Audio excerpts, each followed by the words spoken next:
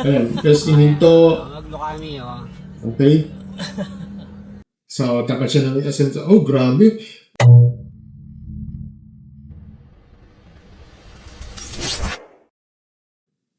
Alright. Alright. Okay. Hello sa inyo mga stories, no? Welcome back sa isa namang content, no? Mga stories, no? Alam nyo, sa dami na nakikita natin video sa kalsada, itong uri ng video na nakakapag-initan talaga yung dugo, okay? Hindi dahil sa traffic, kundi dahil sa ugali na mismong gumagamit ng kalsada. Well, isang rider at naging sentro ng atensyon niya yun matapos i-report mismo ng RSAP sa LTO. Ngayon, tingnan natin yung post dito. Okay? So, ngayon, ito totoo. Nawala tuloy. So, ngayon ito, nawala kasi yung pinusunsinan ko. Anyway, ito sabi niya na mula sa itong Rider Safety of the Case of the Philippines, no, o RSAP sa page. Sabi dito, no, attention ASEC Marcos B. Lacanao, Chief LTO, patunay na ipinapakita na rider na kailangan bawiin sa kanya ang LTO ang privilege na magkaroon ng driver's license. Mapalad pa rin siya at mataas na disiplina ng motorista na kasunod niya dahil kung hindi maaari pinaglalamayan, nalamay na siya. Kaya naman mainam kung babawian na lamang ang kanyang lisensya para maligtas ang kanyang buhay at nang hindi naman kaawa-awa ng kanyang pamilya na maulila kapag pinatulan siya ng ibang motorista. Sama-sama mo natin suportahan ng LTO at i-report natin sa kanya ng motorista walang disiplina. Colonel Bonifacio lang Benisita. So, panoorin natin yung video na okay. Ito siya. Ito. So, ito yung yung contributed video na. Okay, ito. Yung CNC, no? Ayan, ang CNC talaga mabagal yung takbo niya. Parang nananadya. Kaya mo, imagine mo, one lane lang yung sinasakot. Tapos, yung kasunod talaga na nag-bibibibing gano'n, tapos ganyan siya. So, ayun mga stories, no? Nakita kita yung plate number. Parang nananadya eh. Alam mo yun? Ayan, tapos ininto. Maglo kami, oh. Okay? Ewan ko kung ano bang dito, no? So, ayan, mga stories, no? Ito, ang dami na gano'n. Okay, so, well, sige. Sikat now, yak later, bawi yung lisensya nito. Okay. Mga stories, no? Ito sa akin, no? Diretso tayo sa punto na to. Ano bang pumasok sa isip itong rider na to, no? Sa video. At saka, wala siyang safety gear, kahit ano ba, diba, tapos kita-kita, no? Parang sadyang binabagalan niya yung takbo sa harap na ganun na nakadash siya, no? Ito yung tinatawag na panggigigil o power tripping sa kalsada, no? But this is according to analysis o my analysis, no? Well, ego versus safety ang pinapaira ng rider. Ang yabang kaysa sa kaligtasan niya, no? Hindi niya naisip isang maling apak lang sa gas nung nasa likod niya, itong ba siya? Well, sabihin natin maapak yun na ito sa masagasaan. Well, sabihin naman yan, parang pag nangyari yan, automatic kasalanan ng gago. Yan yung problema dito di ba? Ito pangalawa, lack of professionalism, grabe. Ang lisensya ay isang privilege. Ibig sabihin, pwedeng bawiin yan anytime, okay? Yung napatunayan mong hindi ka fit magmaneho. Well, bukod sa ito, bukod sa hindi fit tinaman naman yung suot niya, pambahay, wala siyang mga safety gears. Although may helmet niya siya, although may helmet niya siya, Yung suot niya, naka-sleeveless, tapos naka-shorts. Diba? Wala, oh. Hindi siya, hindi ko maintindihan kung bakit. Ginagawa niya, ito ay mag-perform siya ng mga road rage dito, no? Well, hindi siya nanunutok, no? Ginagamit niya ng motor para mangharas ng ibang driver. Diba? Masyado kasi tayong masyado tayong magiging kamote sa nakakala nila na may-ari ng kalsada, no? Literal, nakamote ka lang yung hayop na yan, no? At kung nababagalan ka o may shows ka sa likod mo, tumabi ka. Huwag mo nga arangan ng, amunin ng pikunan. Ang kalsada ay parang makarating tayo sa destination natin, di ba? Hindi lang makipagpatintero tayo. Ito sa ngayon ako kay ito sa kanibasi sa IC. Hindi mo kayang kontrol ng emosyon mo, no? Habang hawak mo manibela na to. Yung parang gas, okay? Kapag wala kang karapatang magdala ng wala kang karapatang magdala ng sasakyan dyan. Ang kailangan natin ay kalsada ay disiplina, hindi angas. Nanawagan ako sa LT, no? Sana magsilpin itong babala na to, no? Huwag natin hintayin na mamatay bago tayo kumilos. Isang click lang ng report, dapat action na agad. Di ba? So, tinignan ko sa wait lang, tingnan ko sa so far, wala pang LTO. Pero, I sure na nito. Kasi, masususpended itong, na to. Masususpended itong, itong rider na to. Okay? Tsaka wala siyang safety gear. Alam mo yun. Kaya, ang masasabi ko lang dyan is, talaga ka siya. Mapapagawin ng lisensya. Diba? So, yun nga mga stories sa ilaw. Hindi ko nang papapain dito. Next tayo. Ito, I'm sure na nalabas na ito sa, nalabas na yung sa Shopos order mo. So, kanina kasi, yung sa about sa motor, wala pa na-propose ng Shopos order. Pero, I'm sure within the day, may Shopos order na yan. Pero ngayon, ito, yung tatalakayin natin. Ito yung naman yung SUV. So, ito, yung papabasahin natin dito, no? Yung post ito sa, galing ito yun din sa, Rider Safety Advocates of the Philippines. So dalawang topic tayo dito, pero, dito. Ito, according sa, post na ito, no? Ito, galing, sabi niya dito, no? Attention, ASEC Marcos B. Nakalinaw, Chief LTO na naman, okay? Fort Everest naman to.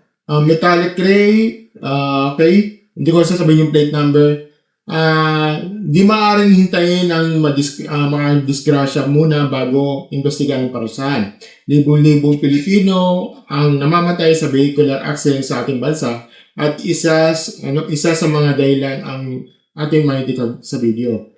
Magala po natin imungkahin ng liderato ng LTO na maaaring magtaas ang parusa ng driver na nasawang sasakyan.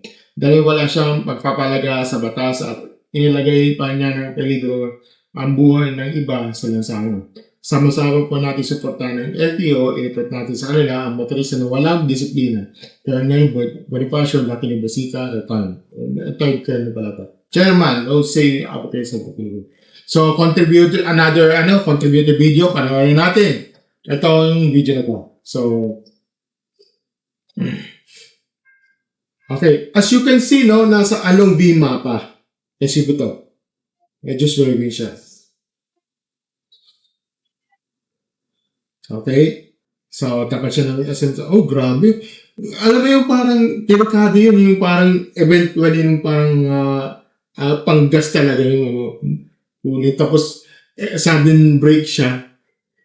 Grabe, no? Kung ako yun, hindi ko kaya yung ganyan. Dadahan-dahanin ko lang yan. At saka, nasa intersection ka pa. Eventually, yung pag-aantara, Tapos, siswerve siya. Delikado yun eh, di ba? Buti hindi rin yung na nagsiserve din yung isa. Kasi if ever nagkataon yan, mababangga siya.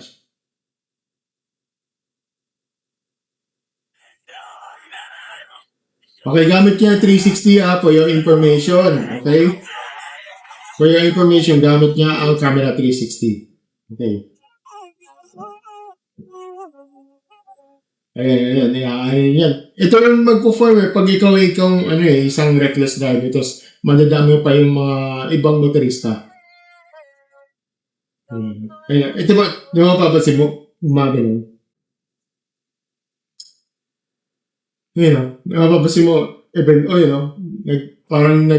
siya. Parang sudden break siya, gano'n.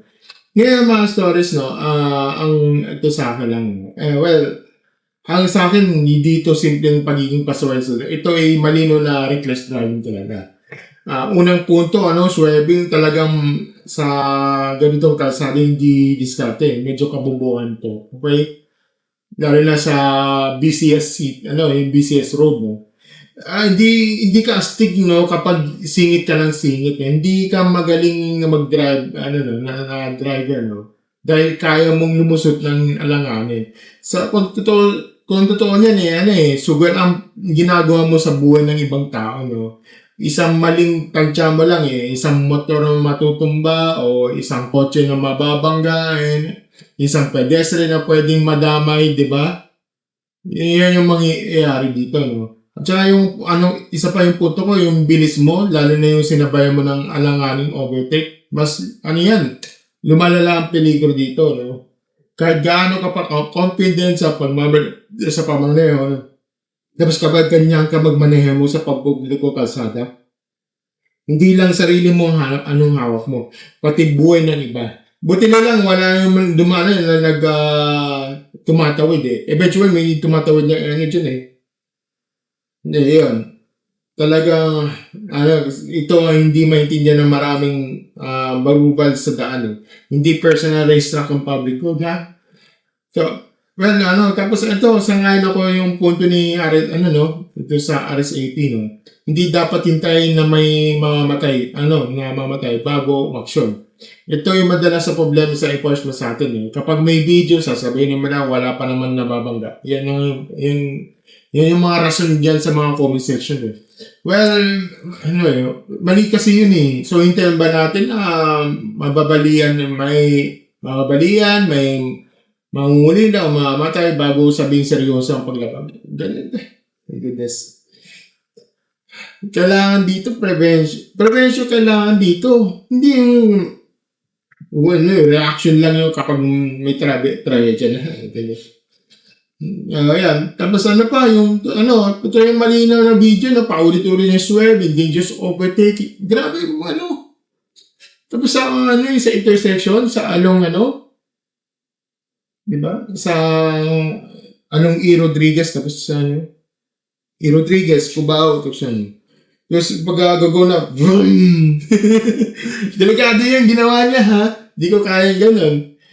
Ay, dapat may, dapat may kakukulang investigasyon, at saka mabigat ang parusa. Hindi dahil gusto natin mariniran ng tao, kundi dahil kailangan natin ng accountability. Kasi kapag walang consequence ng ganito, as advance, dumadaming gagaya. Pero, sandali lang. Let's benefitaw ka. Paano kung emergency yan? Sige. Napalagay natin sa, sabi natin, may emergency na kaya ganyan siya.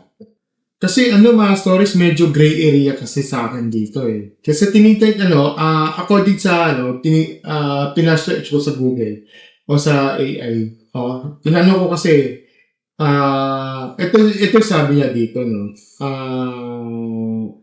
medyo sa, ito, may sinabi siya dito sa, according sa, sabi niya, ang private vehicle daw dito is, hindi daw emergency vehicle. Sa ilalim ng Republic Act, blah blah, na may right of way at exempted lang sa isang traffic rules, may mga ambulance, fire trucks, at police cars na naka-siren o red lights. Ang isang offered areas, kaya sabihin natin may emergency ka sa loob, ay sumasailalim pa rin sa standard traffic laws. Bakit? Kasi hindi alam ng ibang drivers na may emergency ka. Anong tingin nila sa iyo, no? Nanggagago ka lang sa kalsada. Ayun na yan mismo, siya na nagsabi niyan. Okay? So, yung sa yung nanggagago ka lang sa kalsada. Pero yung valid to, yung sa Republic Act, yung sa batas na to, sa law, yung right of way, diba? Tapos yung yung collision risk dito, no? Kung emergency, sabi daw, yung kung emergency yan, lalong dapat kang mag-ingat. Kasi isipin mo, isusugod mo yung anak mo or kamag-anak mo o yung asawa mo, sabihin natin, o magulang mo sa hospital dahil sa bilis yung serve mo, masalpok ka sa jeep o nabangga sa poste. Ano nangyari? Ano nangyari? Imbes na, matulungan mo yung pasyente mo sabihin ng pasyente sa loob, lalo ka pinahamak, hindi lang yung pasyente na madidiskrasya, nandami pa yung innocent driver sa labas. Tama ka naman. Oo nga, di ba? Ayun.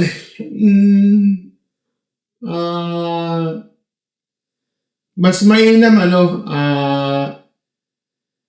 kailangan, kaya number one rule lang talaga dito is, hindi kasi siya, private, pag private, emergency private, no, hindi siya pang emergency. Sorry pero mas mainam kung yung gusto mong emergency, gamitin mo yung ambulance, yun lang yun. So, anyway, mga stories, no, babasahin natin itong, yung Land Transportation Office na to. Ito, viral SUV na may multiple traffic violations tinutukan at inisyuhan ng SEO ng LTO. Sasakyan, inalarma, lisensya ng driver, suspendido. Muling ipinakita ng Land Transportation Office na sa ilalim ng direktiba ng LTO Chief Assistant Secretary Marcos Dina Calinaw. Ang maanggap ito pagtungon sa insidente may kaugnay sa kaligtasan sa lansang dahil naglabas ng ahensya ng show cause order laban sa rehistradong may-ari ng driver ng isang sasakyan matapos itong nasangkot ng isang viral na video na nagpapakita ng umunit iba't ibang paglabag ng batas trapiko. Okay, sa viral video, no? Okay. As in the door, yung niya. Meron dito sa diba? Yung binasa natin. Makikita ng viral video na upload ni Sindador PH. Yun yung nakita na. Nakita ang isa sa sasakyan umani nakagawa ng isang paglabag ng batas trapiko kabilang sa paglipat ng lane na walang paggamit ng signal light. Kailangan yun ng signal, yung parang yung yellow light na, diba? Kabilang ng paglipat ng walang paggamit ng pumasok sa pananati sa yellow box intersection at hindi pagsunod sa traffic signal. Ayun nga. Kaya naman, inatasan ng may-ari ng driver sa sakyan na sumitay na kanilang paliwanag sa ayun. Okay, naalarma, naalarma yung kanyang sasakyan, tapos tapos suspended siya ng 90 days. Preventive suspension. Tapos yung court na naalarma. So, yan, mga stories, no? Talagang, ang sa akin lang kasi dito, no? Dapat payo ko sa driver, no? Kung magmamadali ka, huwag mong gawing dahilan ng pagiging hassle ka sa driver. Kung marunong ka magmaneho, mas makilala yan sa disiplina. Hindi yung yabang mo. Tunay na magaling na driver, marunong magtimpe, marunong maghintay, at marunong mag-respect sa space ng driver. So, yun. Talagang good job, LTO, talagang within, napansin talaga. At malamang within the day, yung last, yung topic ko, lalabas yung show ko solo. I know that, okay? I know that. So, yan, mga stories, ano masasabi nyo rito, no? Tapos ba, warning lang o yung mga talagang mabigat na parusa ganitong klase ng driver? Comment down below. At saka sa yung sa motor sa motor naman, sa masasabi niyo doon sa motor? Yung kanina, no? Talagang Di siya, talagang nagtitrip-trip lang, power trip ba to o talagang may problema siya sa, may problema siya sa kanya, no? Comment down below na lang. Yun lang mga stories yun lang sa for today's video. No? Kung gusto niyo mga ganitong topic nito, don't forget to like, share, subscribe sa ating channel, and click the notification button sa baba. As always, mga stories, thank you, and have a great time and so, bye. Drive safely.